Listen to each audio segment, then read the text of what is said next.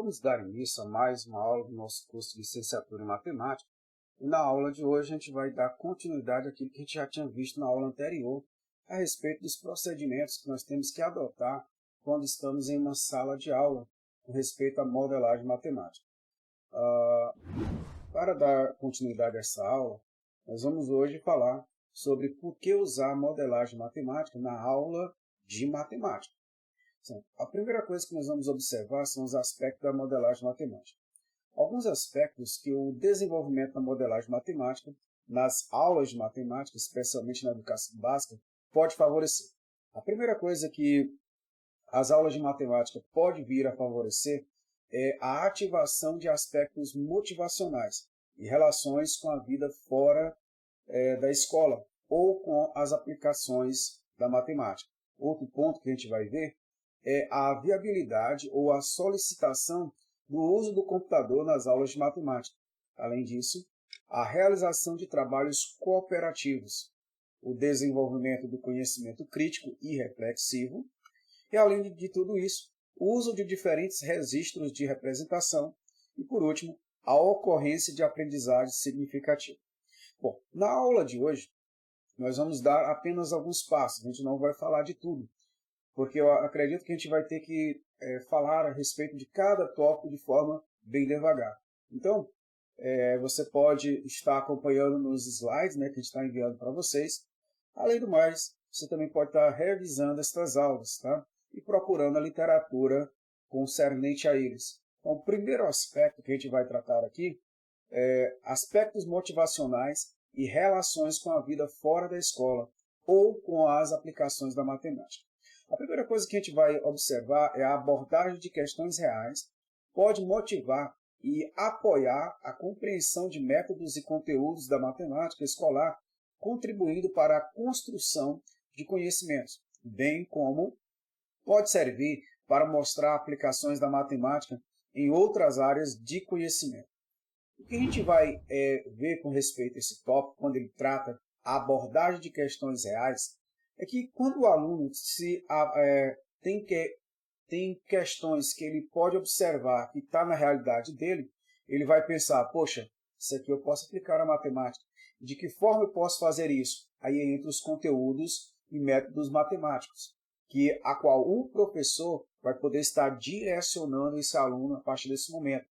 Então, quando o aluno se depara com questões do seu cotidiano, ele pode ver ali que a aplicação da matemática vai contribuir para o seu dia a dia, para a sua história. Neste caso, a construção do conhecimento se torna até mesmo mais divertida, mais fácil, com aplicações da matemática, até mesmo em outras áreas, como a física, a química, e entre outros. Bom, outro tópico que nós vamos considerar aqui são os aspectos motivacionais que proporcionam ao aluno contato com o contexto real e podendo motivá-los para o envolvimento muito nas atividades e para a construção de conhecimento. Ora, esse ponto é interessante porque quando ele diz que o contato que o aluno vai ter com o seu contexto real pode motivá-lo, é porque ele tem algo que é palpável, é algo que ele vai dizer, poxa, isso aqui eu posso fazer. Isso aqui eu conheço porque eu vi fulano fazendo. Mas qual a matemática que está envolvida nisso? Porque eu estou vendo que ele está fazendo retalhos, estou vendo que o carro está funcionando, estou vendo que o computador tem sua praticidade com os gráficos. Então, tudo isso, esse envolvimento das atividades, pode fazer com que o aluno construa o seu conhecimento. Bom, outro tópico a ser pensado aqui é o seguinte. Lachine, em 2001, no seu livro, diz que a maneira fácil de lidar com tradições arraigadas, como por exemplo, o insucesso de muitos alunos em matemática, é levar em consideração as relações sociais cotidianas em que os sujeitos transitam. Bom, vamos pensar comigo. Quando o aluno se depara com situações do seu cotidiano e ele percebe que, poxa, eu não sei fazer isso. E muitas vezes já vem essa sobrecarga dos pais, dos amigos, em afirmar que a matemática é algo complicado, é algo que ele não consegue desenvolver.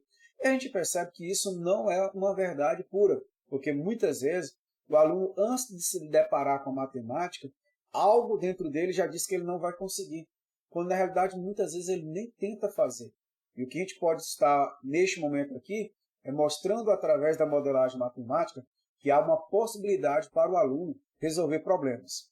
Então, vamos dar continuidade, porque segundo Charlotte, em 2000, uma motivação agente externo pode causar uma mobilização interna, e essa desencadeia o desejo de aprender. Eu tenho um filho e muitas vezes eu vejo que o que desperta ele traz interesse, e esse interesse faz com que ele possa ter uma aprendizagem mais concreta. Então, o que a gente pode observar com relação aos nossos jovens, às nossas crianças, que muitas vezes a matemática não desperta nele o interesse necessário para uma aprendizagem real.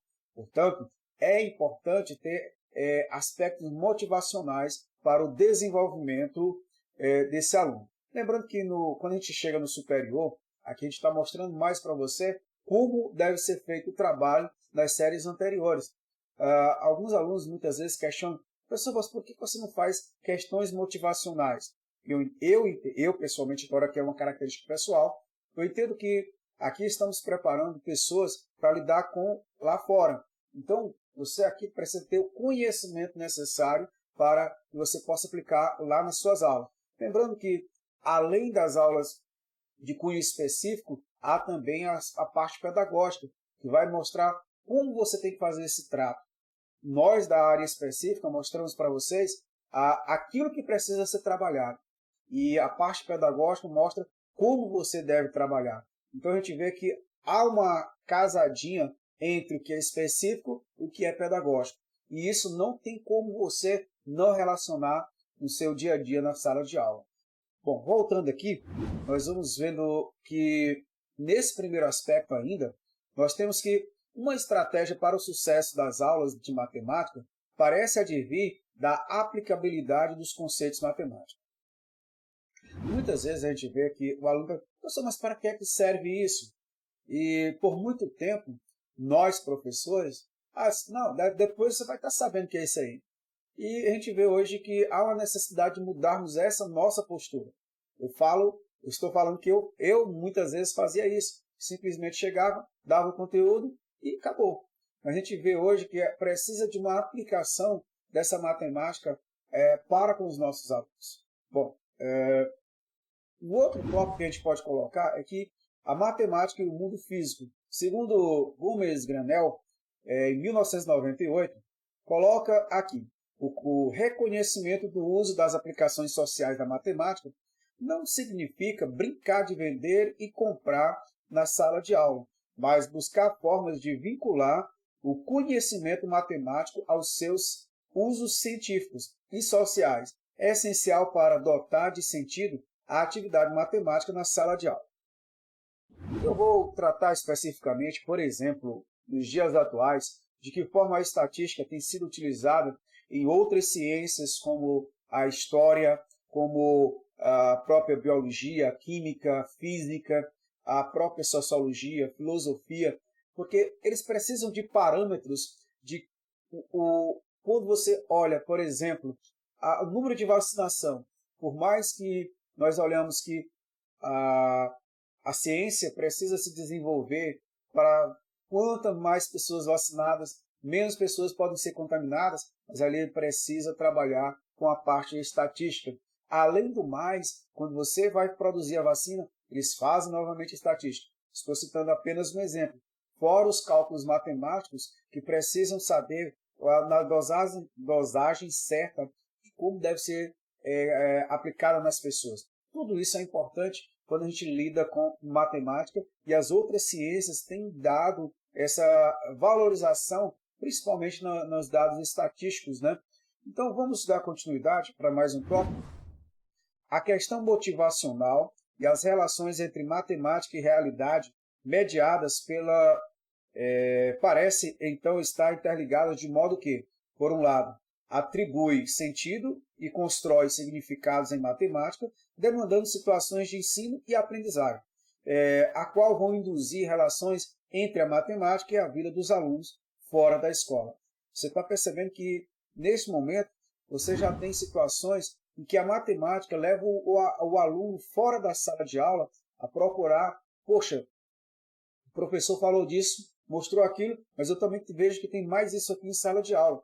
Além do mais, por outro lado, as atividades de modelagem matemática podem favorecer a aproximação da matemática escolar com problemas extraescolares vivenciados pelos alunos. É o que a gente já tem colocado para vocês, é que o que a modelagem procura fazer na aula de matemática é levar o aluno a ter um conhecimento e quando ele chega lá fora, ou seja, fora dessas atividades extraescolares, eles vão percebendo que, poxa, eu posso utilizar isso no meu dia a dia, eu posso usar essa matemática, eu posso usar esse conteúdo. E isso vai mudando a maneira desse aluno pensar. Bom, o segundo aspecto que nós vamos tratar aqui é o uso do computador nas aulas de matemática. Ora, eu não sei se vocês já perceberam de que forma esse uso é tão importante em todos os aspectos. Bom, hoje nós vivemos uma realidade totalmente diferente de 20 anos atrás, quando o computador era apenas algo para poucos. Mas hoje, quando a gente olha para essa tecnologia, nós percebemos que ela está presente na maioria das casas. Se não está o computador, está um celular. Então, o que podemos perceber nesse caso é que o uso da computação tem mudado radicalmente a forma como ensinar. E hoje, quando a gente grava essa aula para você, eu estou aqui diante de um computador. Eu precisei fazer digitações, precisei preparar slides, tudo isso no computador. Bom, mas voltando para esse segundo aspecto, o uso do computador nas aulas de matemática, o primeiro ponto que a gente vai observar é que atividades de modelagem matemática são requerentes por excelência dessa incorporação. Muitas vezes você vai pensar, poxa, mas para que eu vou precisar de computador? Quando a gente se depara com situações, principalmente, onde a gente vai fazer plotagens, montagem de gráficos, há uma necessidade de a gente desenvolver programas ou usar programas já feitos. E quando a gente faz isso, o computador é essencial. Mas não fica somente nisso, né? Ao se propor o uso do computador ou de um software educacional em atividades de ensino e aprendizagem, é preciso considerar que essa mídia precisa ser investigada no sentido de compreender o papel desse recurso nos ambientes em que se insere e quais suas relações com o aluno e sua aprendizagem. Isso foi o que Alevato, em 2005, escreveu. Ora, não é simplesmente pegar o computador e dizer para o aluno, olha, tá aí, te vira. Não, não é isso. O que precisa é, primeiro, você tem que saber por que eu vou usar esse computador, qual o assunto que eu vou estar usando, qual programa eu tenho que utilizar, qual software eu tenho que usar. Então, é importante, antes de mais tudo, ter um planejamento prévio para que não fique aquela aula jogada. Então, é algo que tem que ser pensado antes de ser usado em sala de aula. Além do mais, a dinamicidade de inúmeros softwares livres disponíveis no mercado pode auxiliar alunos e professor na construção de gráficos e na observação da influência dos parâmetros, bem como na realização de cálculos. Bom, aqui eu posso citar, por exemplo, o GeoGebra, que está muito ligado à construção de gráficos. Eu posso falar do Alfram, que é um programa que traz cálculos, traz gráficos, ou seja, você basta colocar a expressão matemática e ele já te dá até a resolução. Então, muitas vezes, o aluno pode se utilizar dessas situações para lhe ajudar. Mas digo sempre, isso não substitui o papel do aluno, isso não substitui o papel do professor. Precisa-se sempre de que os dois estejam juntos nesse trabalho. E é importante, eu falo principalmente para vocês que já estão um pouco mais avançados no curso, que esteja sempre procurando o professor. Porque o simples fato de você ter uma resolução não implica que houve aquele entendimento para resolver outras questões. Então, procure sempre estar procurando o professor como aquele elo de conhecimento, ou seja, alguém que vai lhe ajudar a você adquirir esse conhecimento ou aprimorar esse conhecimento. Bom, vamos dar continuidade. vamos para ainda no segundo aspecto. Em termos gerais, o uso da tecnologia, de tecnologias informáticas é Aqui agora eu me perdi aqui não é essa palavra. Em algumas justificativas importantes. Eu não consegui aqui identificar que palavra é essa. Primeiro, o que a tecnologia pode significar para a gente? Bom, possibilita lidar com situações, problemas mais complexas e fazer o uso de dados reais, ainda que estes sejam em grande quantidade ou assumam valores muito grandes. Ou seja, quando a gente lida com pequenos dados, muitas vezes a gente pode escrever ali e tirar as situações possíveis que pode advir daqueles dados. Mas quando você tem uma gama de quantidade muito grande, uma quantidade muito grande de dados, aí se torna impossível você fazer a comparação dos dados de forma manual. E o uso de computadores, por exemplo, você pega uma planilha do Excel, ele te dá ali o desvio padrão, ele vai te dar várias situações hipotéticas a partir de lhe dar o gráfico, tudo usando um simples comando. Tá? Então, a gente vê que há necessidade, muitas vezes, desses computadores para se lidar com grande quantidade de dados. Além do mais, permite que a maior parte dos esforços se concentre nas ações cognitivas associadas ao desenvolvimento da atividade de modelagem, considerando que a realização de cálculos, aproximações e representações gráficas é mediada pelo uso do computador. Nessa situação, o que a gente pode colocar você vai montar o seu problema, mas a resolução dele não é você que vai fazer. Se tem cálculo, o próprio computador faz. Se precisa fazer aproximações, o computador vai fazer. Se tem as representações gráficas, como eu falei o exemplo do Excel, está no ponto. Ou se você precisa de uma fórmula, usa o GeoGebra, sai o gráfico tranquilamente. Então, o uso da tecnologia aqui ela é importante para tratar dessas situações. Além do mais, nós temos que esses aspectos tecnológicos possibilitam lidar com as situações problema por meio de simulações numéricas ou gráficas, variando o parâmetro nas representações gráficas ou algébricas. Muitas vezes você vai construir o gráfico de uma função quadrática e a simples situação, você tem x ao quadrado, mas você dobra esse valor, colocando 2x ao quadrado, o gráfico toma uma nova postura. E se eu acrescento 2x ao quadrado menos 1x, muda novamente. Ou seja, à medida que você vai colocando novos parâmetros, o gráfico vai mudando. E aqui a gente vê que o computador pode lhe ajudar nesse aspecto. Tá? Bom, vamos para o terceiro aspecto e último que a gente vai tratar na aula de hoje. A gente não vai tratar de todos os aspectos possíveis por enquanto. Tá? Então a gente vai chegar a esse terceiro, a gente vai parar nele, tá bom? Então, para tratar desse item especificamente, a realização de trabalhos cooperativos, e aqui entra os trabalhos que a gente chama trabalhos em grupo. Gente, quando a gente fala esse trabalho de forma cooperativa, ela se dá no âmbito que todos podem participar.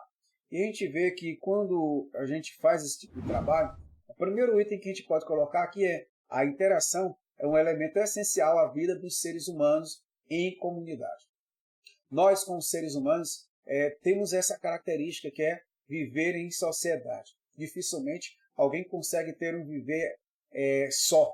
E nesse caso das aulas de matemática, eu sempre falo que quando você está só, você aprende algo. Mas quando você está com amigos, você vai ter a possibilidade de ampliar o seu conhecimento.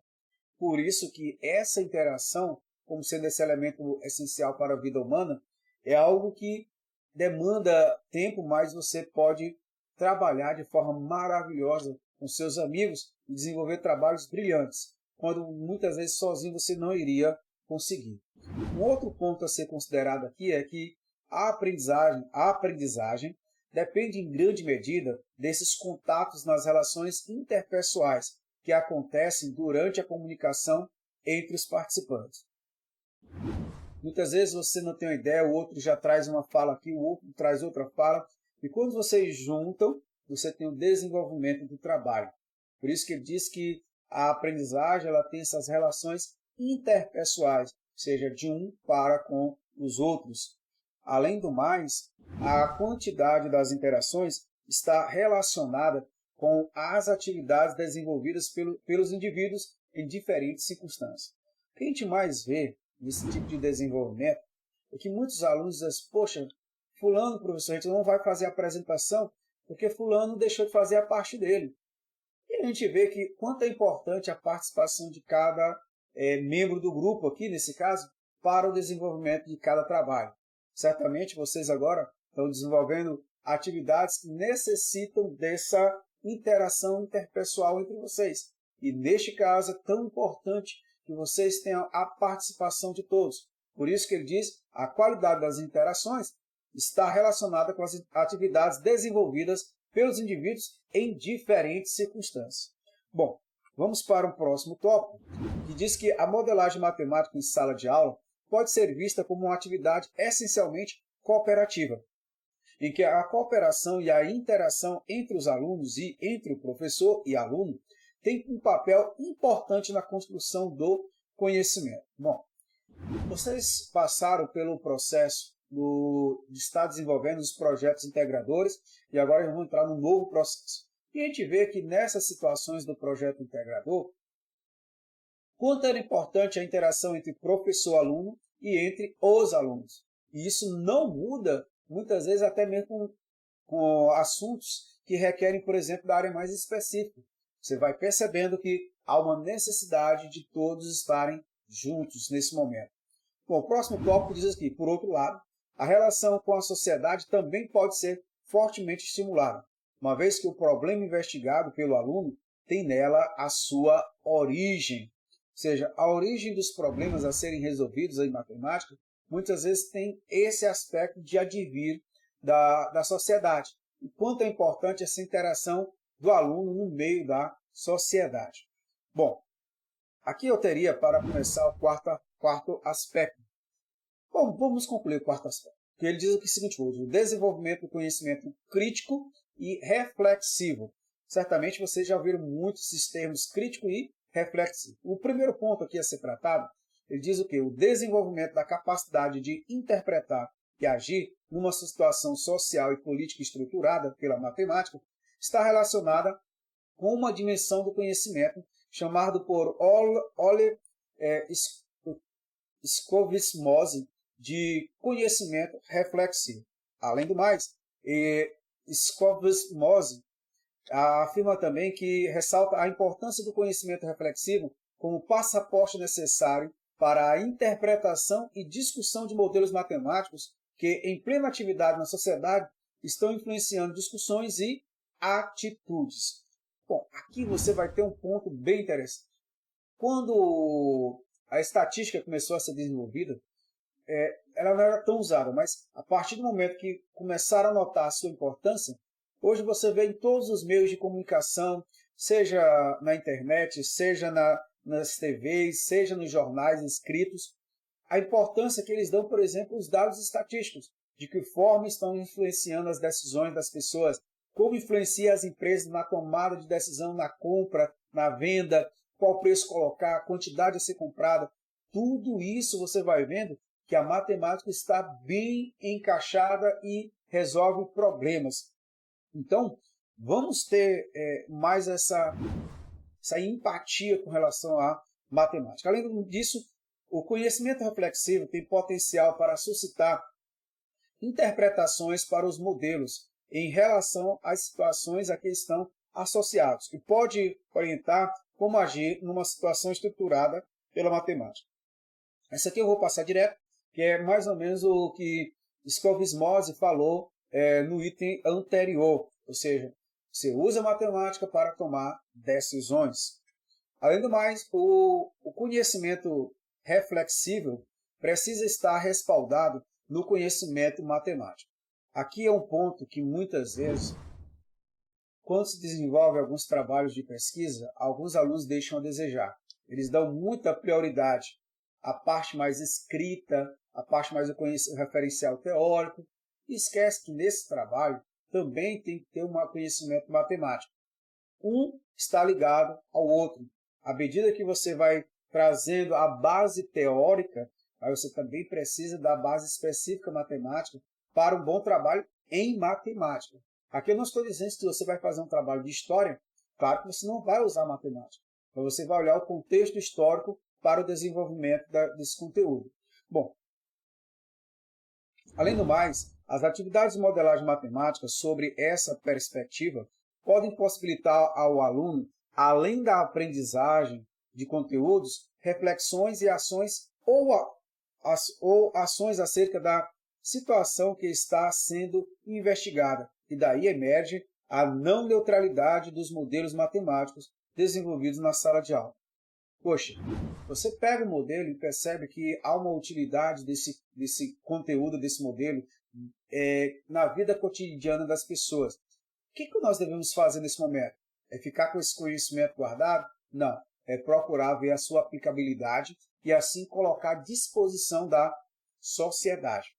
E aqui eu vou voltar aqui apenas para encerrarmos a nossa aula de hoje, que é a seguinte coisa. Nós podemos nos deparar com uma situação que não é tão simples de ser lidada, mas que vamos poder ver que o desenvolvimento dessa modelagem matemática depende muitas vezes daquilo que você está procurando ou tem um interesse. Claro, muitas vezes o professor direciona, mas também pode emergir do fato de você também querer fazer esse desenvolvimento. E você pode fazer uma provocação com relação aos professores para estar desenvolvendo esse tipo de conteúdo. Bom, eu vou parar por aqui e na próxima aula nós vamos dar continuidade a esses tópicos que nós mostramos para vocês, porque usar a modelagem matemática, e espero que vocês possam estar trazendo uma certa interação com respeito a esses conteúdos. Então ficamos por aqui, até a nossa próxima aula.